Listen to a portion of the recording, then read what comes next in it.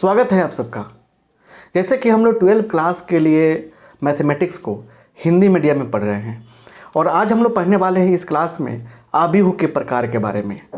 आपको बता दें कि आव्यूह के बारे में बहुत सारा कॉन्सेप्ट हम सिखाए हैं, तो जो वीडियो नहीं देखे हैं उनके लिए करना क्या है, सबसे अच्छा तरीका है कि प्लेलिस्ट में जाकर देखिएगा, मिल जाएगा। आप सर्च करेंगे यूट्यूब पे RK सिंह मोतिहारी, मेरा फोटो आएगा, टच करेंगे ना, तो टच करने पे क्या होगा, प्लेलिस्ट का ऑप्शन आएगा, वहाँ जाके देखिएगा, ये सब सीरीज मिल जाएगा हिंदी मीडियम बैच का। तो आज हम लोग पढ़ने वाले हैं आव्यूह के प्रकार। 15 से 25 मिनट का हम वीडियो आपको अवेलेबल कराते हैं। इतना देर में ही चाहते हैं कुछ बेहतर बताना, तो लगातार पढ़ाई का कॉन्सेप्ट आपको देते हैं, बढ़िया चीज़ सिखाते हैं। पूरे वीडियो को बढ़िया से देखिए, समझिए, एक नोट बनाइए। नोट बनाने से क्या होता है, आपको प्रैक्टिस करने में आसानी होती है। और दूसरी बात, अच्छा लगे तो लाइक कीजिए, दोस्तों को शेयर कीजिए और पहली बार आए हैं तो सब्सक्राइब कीजिए। आइए यहाँ पे देखा जाए क्या है आव्यूह के प्रकार। बड़े अच्छे तरीके से हम अलग अंदाज में बताएंगे, दिमाग में फिट हो जाएगा। यहाँ देखिए क्या है हेडिंग क्या है, देखिए हेडिंग यहाँ पे है आव्यूह के प्रकार। आव्यूह के प्रकार।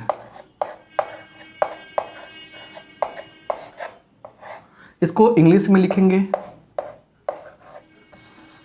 Types of matrices.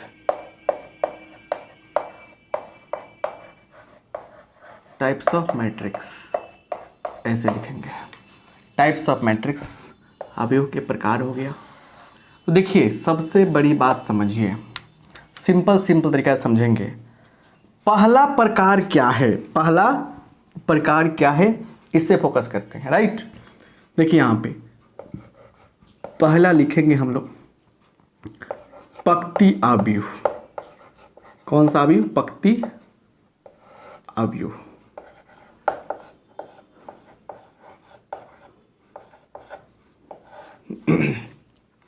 इसको इंग्लिश से बोलते हैं रो मैट्रिक्स। Row matrix. देखिए आप मेरी क्लास में पढ़ रहे हैं ना, तो शांति से पढ़िए। अब लेकिन सर शांति कहाँ मिलेगी, है ना। एक बच्चा को उसकी मम्मी बोली कि बेटा तुमको मैंने कहा था टहलने के लिए सुबह सुबह, शांति मिलेगी, क्या आज तुम टहले हो, शांति मिली है तुमको। बोला कि जी मम्मी आज शांति मिली है हमको, हमने 2 घंटा उससे अच्छा से बात किया है। और बोलिए फिर कल आना, फिर मैं बात करूँगा। समझ गए ना कौन शांति मिली उसको। तो ऐसे शांति के चक्कर में नहीं पढ़ना है, लेकिन आराम से पढ़ेंगे मेरे क्लास में, बढ़िया से कॉन्सेप्ट क्लियर हो जाएगा, ठीक है ना। देखिए अभी तक हंसी रहा है लड़का ये, अब ज़्यादा दांत दिखाएगा ना दिक्कत कर देंगे आपको, पूरा अगला दांत तोड़ देंगे। पंक्ति आव्यूह क्या है, कोई भी आव्यूह दिखाई दे आपको और जिसमें सिर्फ एक पंक्ति हो। देखिए यूट्यूब पे आए हैं आप, वीडियो में पढ़ रहे हैं तो आपको समझने से ज़्यादा मतलब रखना चाहिए।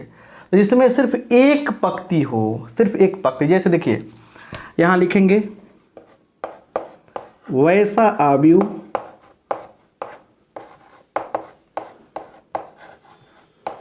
जिसमें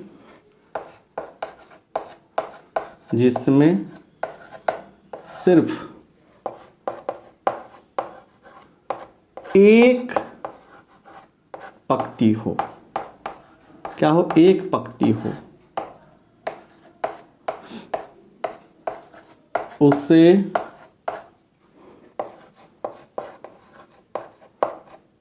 पंक्ति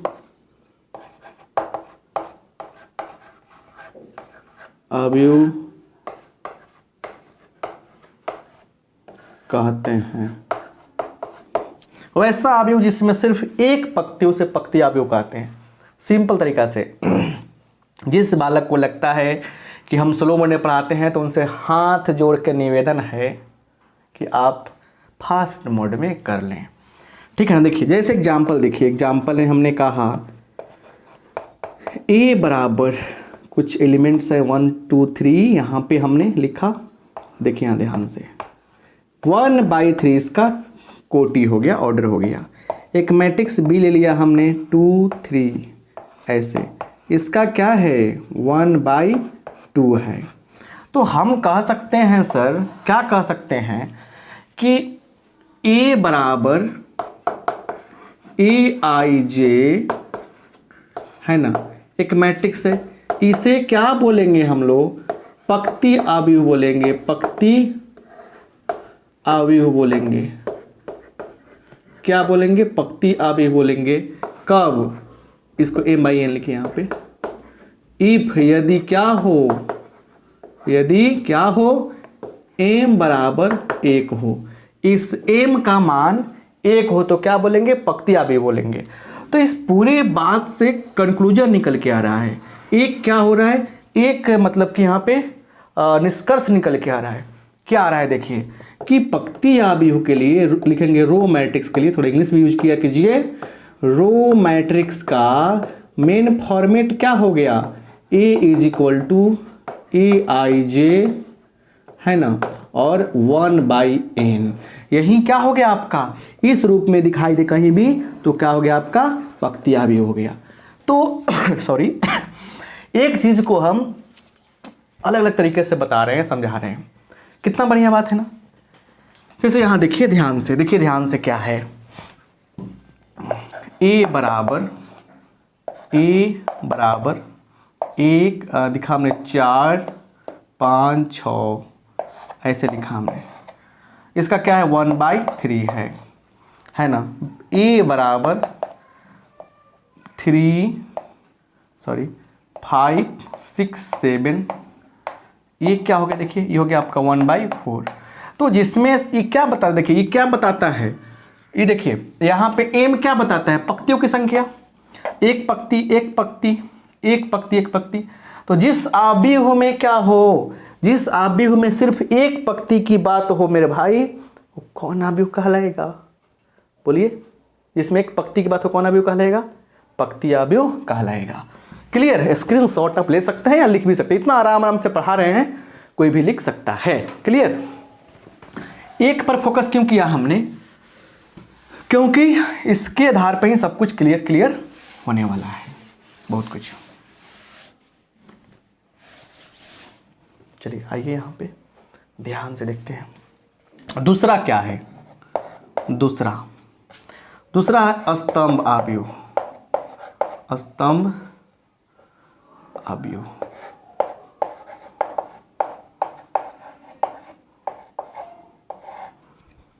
कॉलम मैट्रिक्स। कॉलम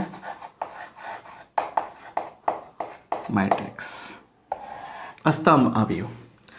इसका भी वही कहानी, बस अब कोड भाषा में समझते चलिए, थोड़ा समय कम लगेगा। उस तरह सजा के आप लिख सकते हैं। क्या होता है इसमें? सिर्फ एक स्तंभ हो, बस इतना बात समझिए। सिर्फ एक स्तंभ हो, बस इतना ही कोड भाषा है। जिस आव्यूह में, हिंदी कैसे लिखेंगे सजा के? जिस आव्यूह में सिर्फ एक स्तंभ होता है उसे क्या बोलते हैं? स्तंभ आव्यूह बोलते हैं, स्तंभ आव्यूह कहते हैं। समझ पा रहे हैं? चलिए एग्जाम्पल लेते हैं हमने यहाँ पे। A बराबर 1 2 3 लिखा हमने। इसकी बात करेंगे हम लोग तो 3 × 1। A बराबर 4 5 लिखा हमने। इसका क्या लिखेंगे? 2/1, इंटू नहीं 2/1। तो अब बताइए यहाँ पे कितना अब क्या बोलते हैं? पक्ति है, 3 पक्ति है, एक स्तंभ में 2 पक्ति एक स्तंभ। तो हम लोग बात करेंगे कि A बराबर Aij m/n दिया रहेगा। इसको हम लोग स्तंभ आव्यूह कब कहेंगे? बोलिए कब कहेंगे? जब क्या हो? स्तंभ आव्यूह कब कहेंगे? जब क्या हो? इसे बता दीजिए यहाँ पे n का मान क्या हो? 1 हो। n का मान क्या हो? 1 हो। तो पूरे बात से एक चीज समझ में आया यहाँ पे कि अगर हम लोग कॉलम मैट्रिक्स की बात करें, कॉलम मैट्रिक्स की बात करें, कॉलम मैट्रिक्स की बात करते हैं साहब यहाँ पे, तो यहाँ पे इसका मेन फॉर्मेट क्या होगा? A बराबर Aij और m/1। अब A1 जो है क्या बता रहा है? स्तंभों की संख्या बता रहा है। दुनिया का कोई भी आव्यूह हो जिसमें सिर्फ एक स्तंभ की बात होती है वो कौन आव्यूह कहलाता है? वो कहलाता है स्तंभ आव्यूह। तो आपके एग्जाम में पूछेगा कि स्तंभ अवयव कहलाएगा, यह अवयव जो है, यह अवयव जो है स्तंभ अवयव कहलाएगा कब, तो लिखिएगा n बराबर 1 होगा तब। तो ऑब्जेक्टिव के सिलसिले से भी ये क्या होगा, बेहतर है, स्क्रीनशॉट ले सकते हैं आप अच्छा से। अब दो ऐसे अवयव आएंगे आप, जैसे तीसरे नंबर पे आ गया हॉरिजेंटल मैट्रिक्स मतलब क्षैतिज अवयव, और चौथा नंबर पे आ गया आपका ऊर्ध्वाधर अवयव मतलब वर्टिकल मैट्रिक्स। तो ये दो टाइप के मैट्रिक्स काफ़ी रिलेटेड हैं, संबंधित हैं, दोनों में थोड़ा सा माइनर डिफरेंस होता है, इसको समझिए। जैसे हमने पहले में क्या कहा, पहले में आपको ये कहा कि हॉरिजेंटल मैट्रिक्स का मतलब क्या है, क्षैतिज अवयव। एक देखिए समझिए ध्यान से, रटना नहीं है, आपके कॉपी में बढ़िया से समझ कर लिखा गया रहेगा तो क्या होगा, दिमाग में सेट हो जाएगा। देखिए ये क्या है आपका, ये जो है आपका मतलब कि एक मैट्रिक्स है, मैट्रिक्स का जो जनरल फॉर्म होता है, व्यापक रूप होता है, वो है आपका। तो इसको करें कि ये क्षैतिज अवयव कहलाएगा, क्या कहलाएगा, क्षैतिज अवयव कहलाएगा। शर्त क्या है कि m का मान n से छोटा होना चाहिए, m का मान n से छोटा होना चाहिए। अच्छा बता देना चाहते हैं कि अगर यहाँ पे कभी भी aij और यहाँ पे क्या रहे m/n रहेगा, तो यह m जो है ये क्या कहलाता है, देखिए कहलाता है पंक्तियों की संख्या। ये तो बात आपको बहुत दिन से बता रहे हैं, पंक्तियों की संख्या, ध्यान से देखिए, संख्या। और ये क्या कहलाता है, स्तंभों की संख्या, स्तंभों की संख्या। तो इसमें क्या कह रहा है कि पंक्तियों की संख्या स्तंभों से कम होगा तो क्या कहलाएगा, क्षैतिज अवयव कहलाएगा। जैसे देखिए एग्जाम्पल में इसका कोटि कितना है, इसका ऑर्डर कितना है बताइए, इसका ऑर्डर है 1 2 गो रो है और 1 2 3 कॉलम है। तो ये देखिए 2 कम है, पंक्तियों की संख्या कम है, इसलिए क्या हो गया, ये क्षैतिज अवयव कहलाएगा। इसका ऑर्डर देखिए 1 2 तो 2 कम है ना, तो ये अवयव कहलाएगा क्षैतिज अवयव।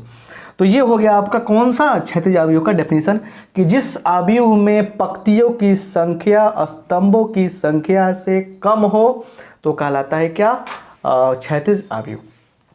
इसमें आते हैं कि ऊर्ध्वाधर अवयव में क्या होता है, वर्टिकल मैट्रिक्स में क्या होता है। देखिए यहाँ पे समझिए, वर्टिकल मैट्रिक्स मतलब ये आपका एक मैट्रिक्स का व्यापक रूप हो गया। तो इसमें m पंक्तियों की संख्या है, n क्या है, स्तंभों की संख्या है। m पंक्तियों की संख्या और n स्तंभों की संख्या। तो इसको हम लोग ऊर्ध्वाधर अवयव कहेंगे, वर्टिकल मैट्रिक्स कहेंगे। कब कहते हैं, जब m की संख्या क्या हो, बड़ा हो n की संख्या से। डैट मीन्स पंक्तियों की संख्या ज़्यादा हो स्तंभों की संख्या से। जैसे इसका देखिए, इसका ऑर्डर है 1 2 3 3/2, इसका ऑर्डर क्या है 1 2 3 3/1। तो देखिए तो ये क्या है आपका, देखिए ये तो बोलेंगे सर ये तो स्तंभ अवयव हो सकता है, बिल्कुल हो सकता है, बट परिभाषा कह रहा है कि जिसमें पंक्तियों की संख्या ज़्यादा हो स्तंभों की संख्या कम हो। पंक्तियों की संख्या ज़्यादा है, स्तंभों की संख्या क्या है, कम है, इसमें भी, इसलिए ये ऊर्ध्वाधर अवयव कहलाएंगे। कॉपी में नोट कीजिएगा बढ़िया से ना, पक्का बड़ा मज़ेदार बात बता रहे हैं। अब आपको बताने जा रहे हैं नेक्स्ट टाइप का मैट्रिक्स, उसको भी समझिए वो क्या होता है, ठीक है। अब एक इसमें आ जाएगा 5वें नंबर पे, समझिए 5वें नंबर पे क्या आएगा उसको ज़रा ध्यान से देखिए। 5वां नंबर पे आ रहा है आपको जीरो मैट्रिक्स मतलब शून्य अवयव क्या होगा, शून्य अवयव हो गया। ध्यान से देखिए, ठीक है ना। देखिए डिनोट करते हैं हम लोग ओ से, कैसे डिनोट करते हैं, ओ से डिनोट कर सूचित करते हैं,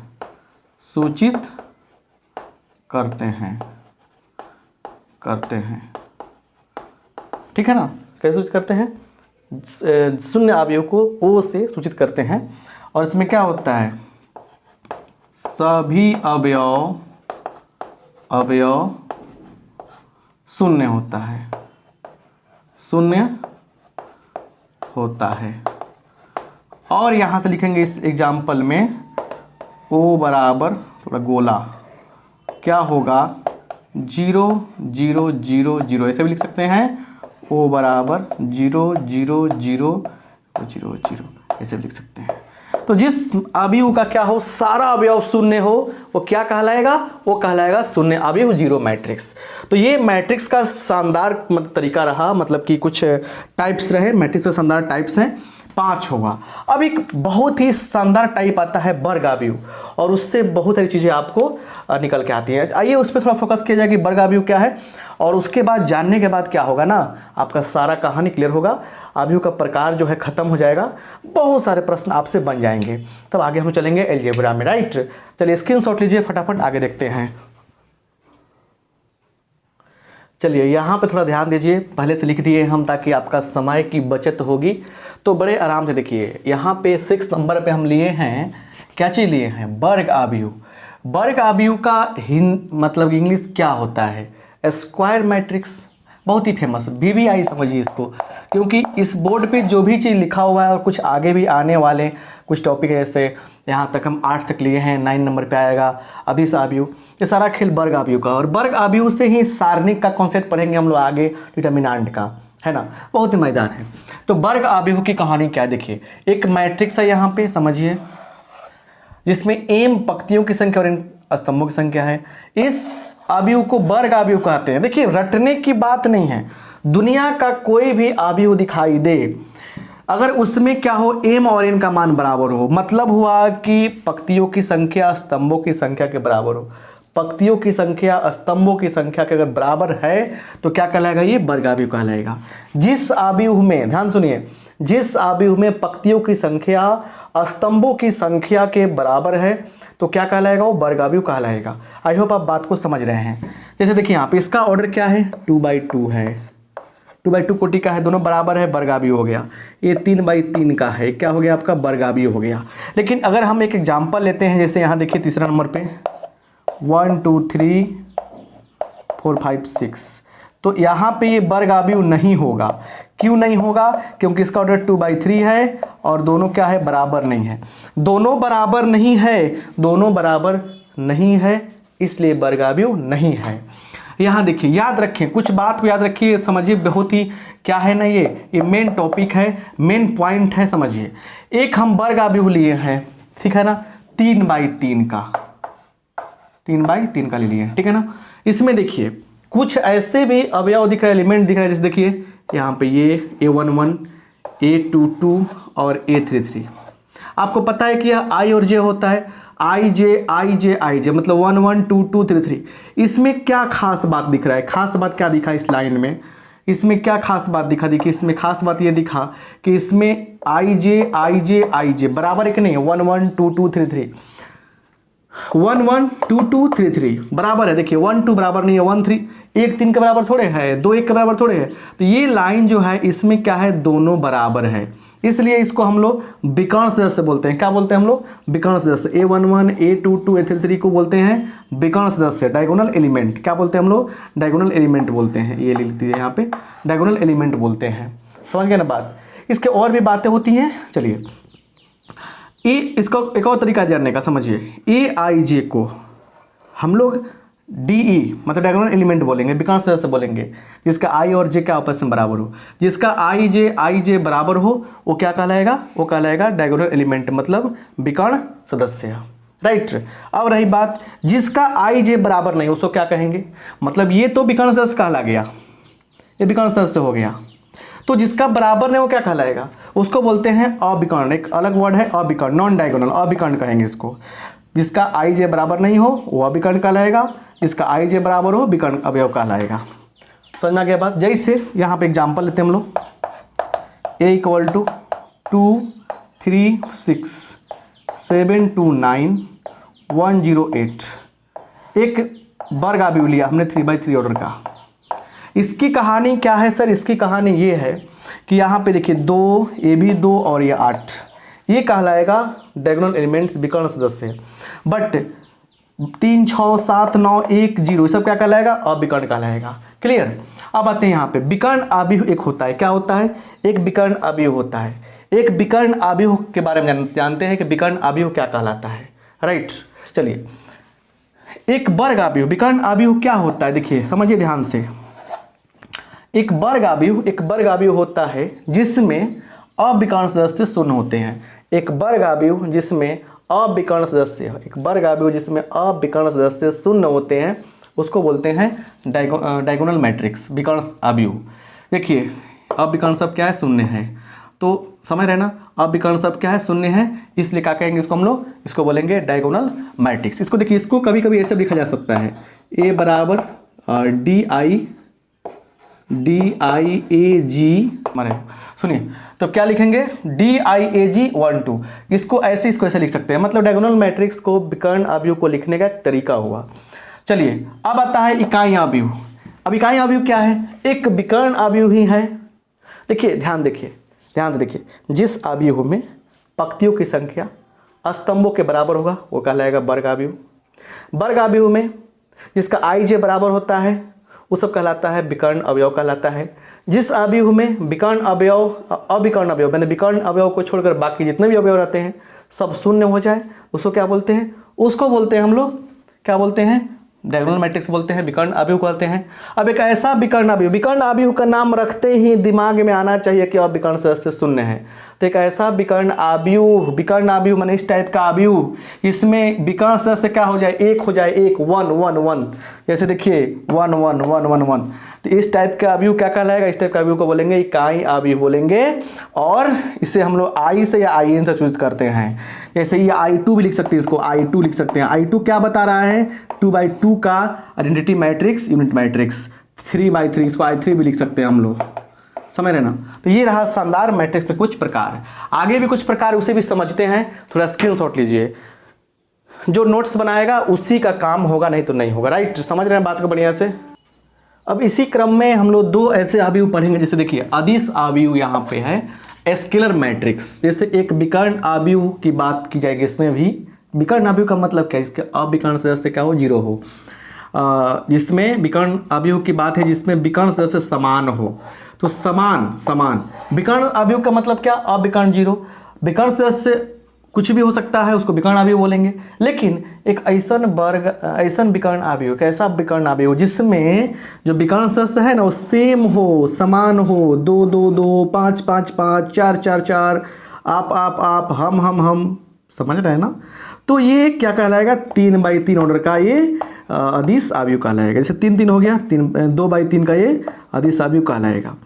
अब रही बात, अगला बात है तुलनीय अवयव, कंपेरेबल मैट्रिक्स। कंपेरेबल मैट्रिसेज क्या होती हैं, देखिए मतलब कंपेरेबल मैट्रिक्स क्या होता है, दो अवयवों का कोटि समान हो तो उनको तुलनीय अवयव कहते हैं। दो ऐसे अवयव जिनके कोटि समान, जैसे देखिए इसका कोटि क्या है भाई, इसके यहाँ लिखिए तो 2/3, इसका क्या है 2/3, तो जिनकी कोटि समान हो उनको क्या बोलेंगे, कंपेरेबल बोलेंगे, तुलनीय बोलेंगे। A एंड B क्या है, ये आपका कंपेरेबल मैट्रिसेज है। तो जिस दो मैट्रिक्स की कोटि समान हो क्या बोलेंगे हम लोग, कंपेरेबल बोलेंगे। तो इस क्लास में हम लोगों ने क्या पढ़ाई किया, मैट्रिक्स के प्रकार। देखिए मैट्रिक्स के और ही प्रकार है ना, बहुत सारे प्रकार आएंगे। आपके लिए इतना ज़रूरी है, जो आपको आवश्यकता से ज़्यादा बताएं हम, लेकिन फिर भी काफ़ी अच्छा है।